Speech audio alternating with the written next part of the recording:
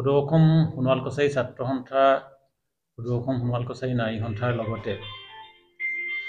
সোণোৱাল কছাৰী আজি কেওটা জাতীয় সংগঠনে এক যৌথ আলোচনা সভা আমি অনুষ্ঠিত কৰা হয় আৰু এই যৌথ আলোচনা সভাৰ মূল বিষয়টোৱে আমি আজি সংবাদ জগতৰ জৰিয়তে আমি চৰকাৰখনক দৃষ্টিগোচৰ কৰিব খুজিছোঁ। ইতিমধ্যে সোণোৱাল কছাৰী জাতীয় সংগঠনৰ দাবীৰ ভিত্তিত সুদীৰ্ঘ 11 বছৰ আন্দোলনৰ পাছত সোণোৱাল কছাৰীসকলৰ স্বায়ত্তশাসন ব্যৱস্থা লাভ কৰা হৈছিল আৰু এই স্বায়ত্তশাসন পৰিষদ ব্যৱস্থাটো গণতান্ত্ৰিকভাৱে নিৰ্বাচিত এখন প্ৰতিনিধি লৈ সোণোৱাল কছাৰী স্বায়ত্তশাসিত পৰিষদ ব্যৱস্থাটো পৰিচালনা হৈ আহিছে। কিন্তু দুৰ্ভাগ্যৰ বিষয় যে 2019 বৰ্ষত সোণোৱাল কছাৰী স্বায়ত্তশাসিত পৰিষদৰ নিৰ্বাচন অনুষ্ঠিত হৈছিল আৰু এই 2019 বৰ্ষৰ নিৰ্বাচিত প্ৰতিনিধি চৰকাৰখনৰ যোৱা 2024 চনৰ 12 ফেব্ৰুৱাৰী তাৰিখে তেওঁলোকৰ কাৰ্যকাল সমাপ্ত হৈছিল। এই কাৰ্যকাল সমাপ্ত হোৱাৰ পাছত পুনৰ অসম কেবিনেটে 6 মাহৰ কাৰণে এক্সটেনশ্যন দিলে আৰু 6 মাহ শেষ হোৱাৰ পাছতো আকৌ 6 মাহ তেওঁলোকে সোণোৱাল কছাৰী স্বায়ত্তশাসিত পৰিষদৰ কাৰ্যকাল বৃদ্ধি কৰিলে। এতিয়া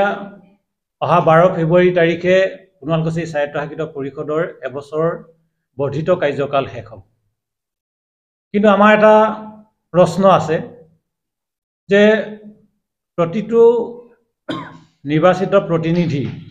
या বিধায়ক বা সাংসদেই হওক বিভিন্ন ধৰণৰ পঞ্চায়তৰ পৰা আদি কৰি সকলো নিৰ্বাচিত প্ৰতিনিধিৰ কাৰ্যকাল 5 বছৰ। কিন্তু দুৰ্ভাগ্যৰ বিষয় যে সোণোৱাল কছাৰী স্বায়ত্তশাসিত পৰিষদৰ আজিৰ তাৰিখত প্ৰতিনিধিসকলৰ কাৰ্যকাল 6 বছৰীয়া হৈছে। যদিও এক গেজেটৰ জৰিয়তে আমি লাভ কৰিছোঁ যে 6 মাহ বৃদ্ধি কৰিব পাৰে, 6 মাহৰ ভিতৰত যদি ইলেকশ্যন নহয় পুনৰ 6 মাহ বৃদ্ধি কৰিব পাৰে। এতিয়া এবছৰ কাৰ্যকাল বৰ্ধিত কাৰ্যকাল শেষ হ'বৰ হ'ল, কিন্তু চৰকাৰখনে আমাৰ এই সোণোৱাল কছাৰী অটোনমাছ কাউন্সিল ব্যৱস্থাটোক গণতান্ত্ৰিকভাৱে প্ৰতিষ্ঠা কৰাৰ ক্ষেত্ৰত কিন্তু চৰকাৰখন আজি তেওঁলোকে সঠিকভাৱে আচলতে এই ব্যৱস্থাটোক পৰিচালনা কৰিব পৰা নাই। এইকাৰণে কৈছোঁ গণতান্ত্ৰিক ব্যৱস্থাৰে যিহেতু প্ৰতিনিধি নিৰ্বাচিত হৈছে, গতিকে প্ৰতিনিধি নিৰ্বাচিত হোৱাৰ ক্ষেত্ৰত তেওঁলোকে পুনৰ এখন নিৰ্বাচন অনুষ্ঠিত কৰিব নোৱাৰাটো আটাইতকৈ ডাঙৰ কথা, দুৰ্ভাগ্যৰ কথা। অসমৰ মুখ্যমন্ত্ৰী ডক্টৰ হিমন্ত বিশ্ব শৰ্মা ডাঙৰীয়াই তেওঁ গণতান্ত্ৰিক ব্যৱস্থাৰ কথা কয়, তেওঁ গণতন্ত্ৰক ৰক্ষা কৰাৰ কথা কয়, বিজেপিয়ে গণতন্ত্ৰক ৰক্ষা কৰিছোঁ বুলি কয়, কিন্তু আজিৰ তাৰিখত সোণোৱাল কছাৰী স্বায়ত্তশাসিত পৰিষদ ব্যৱস্থাটো আচলতে সাংবিধানিকভাৱে পৰিচালনা কৰাৰ ক্ষেত্ৰত তেওঁলোক অপাৰগ হৈছে। নিৰ্বাচন অনুষ্ঠিত কৰিব পাৰিলেহেঁতেন, কাৰণ পঞ্চায়ত নিৰ্বাচনৰ আগতে সোণোৱাল কছাৰী স্বায়ত্তশাসিত পৰিষদৰ নিৰ্বাচন অনুষ্ঠিত কৰিব পাৰিলেহেঁতেন, কিন্তু চৰকাৰখনৰ সদিচ্ছাৰ অভাৱ। আজি বিজেপি চৰকাৰৰ তেওঁলোকৰ ইচ্ছা নাই আচলতে সোণোৱাল কছাৰী স্বায়ত্তশাসিত পৰিষদখনক নিৰ্বাচিত প্ৰতিনিধিৰ দ্বাৰা পৰিচালনা কৰিবৰ কাৰণে তেওঁলোকৰ আচলতে ইচ্ছা নাই। গতিকে আমি জাতীয় সংগঠন হিচাপে সদৌ অসম সোণোৱাল কছাৰী ছাত্ৰ সন্থাৰ লগতে, যেহেতু সদৌ অসম সোণোৱাল কছাৰী ছাত্ৰ সন্থাৰ লগতে সোণোৱাল কছাৰী জাতীয় সংগঠন আমি চুক্তি স্বাক্ষৰকাৰী সংগঠন, কাৰণ 2005 চনত আমি অসম চৰকাৰৰ লগত চুক্তি স্বাক্ষৰ কৰিহে এই কাউন্সিল ব্যৱস্থাটো আমি লাভ কৰিছিলোঁ সুদীৰ্ঘ 11 বছৰ আন্দোলন কৰাৰ পাছত। গতিকে আজি আমাৰ প্ৰশ্ন হৈছে যে 2005 চনত যি আমি কাউন্সিল ব্যৱস্থাটো লাভ কৰিছিলোঁ, সেই কাউন্সিল ব্যৱস্থাটো লাভ কৰাৰ পাছত পুনৰ আকৌ 8 বছৰ আন্দোলন কৰি আমি নিৰ্বাচন অনুষ্ঠিত 2013 চনত নিৰ্বাচন অনুষ্ঠিত কৰিব লগা হৈছিল। কিন্তু আকৌ একে প্ৰক্ৰিয়ালৈ গৈ আছে নেকি সোণোৱাল কছাৰী স্বায়ত্তশাসিত পৰিষদৰ ব্যৱস্থাটো? এই প্ৰশ্নটো কিন্তু ৰাইজৰ ওচৰত আছে, জাতীয় সংগঠনৰ ওচৰত আছে। গতিকে আমি চৰকাৰক সময় থাকোঁতে আহ্বান জনাইছোঁ, তেওঁলোকে নিৰ্বাচন অনুষ্ঠিত কৰিব নোৱাৰাটো তেওঁলোকৰ আটাইতকৈ হুহুকা পিছলা নীতি তেওঁলোকে এইটো অৱলম্বন কৰিছে। আৰু 12 ফেব্ৰুৱাৰীৰ আগতে সোণোৱাল কছাৰী অটোনমাছ কাউন্সিল মানে যিটো বিধি ব্যৱস্থাৰ মাজত আছিল এই বিধি ব্যৱস্থাৰ মাজৰ পৰা তেওঁলোকে কিন্তু সোণোৱাল কছাৰী স্বায়ত্তশাসিত পৰিষদ ভংগ কৰিবৰ কাৰণে আমি দাবী জনাইছোঁ কাৰণ এটা নিৰ্দিষ্ট সময়লৈকে তেওঁলোকক নিৰ্বাচিত কৰা হৈছিল আৰু সেইকাৰণে চৰকাৰখনক ভংগ কৰাৰ দাবী জনোৱাৰ লগতে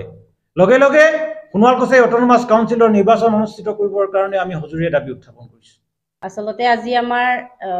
সদৌ অসম সোণোৱাল কছাৰী ছাত্ৰ সন্থা আৰু নাৰী সন্থাৰ আহ্বানত যি যৌথ সভা হৈছিল সেই যৌথ সভাৰ সিদ্ধান্তৰ মৰ্মে আমি এই প্ৰেছ মিট অনুষ্ঠিত কৰিছোঁ আৰু ইয়াৰ মূল কাৰণটোৱে হৈছে যে সম্পূৰ্ণ গণতান্ত্ৰিক প্ৰক্ৰিয়াৰে নিৰ্বাচিত হোৱা সোণোৱাল কছাৰী স্বায়ত্তশাসিত পৰিষদ 19 চনত যিটো নিৰ্বাচন অনুষ্ঠিত হৈছিল এয়া 2024 চনৰ 12 ফেব্ৰুৱাৰীত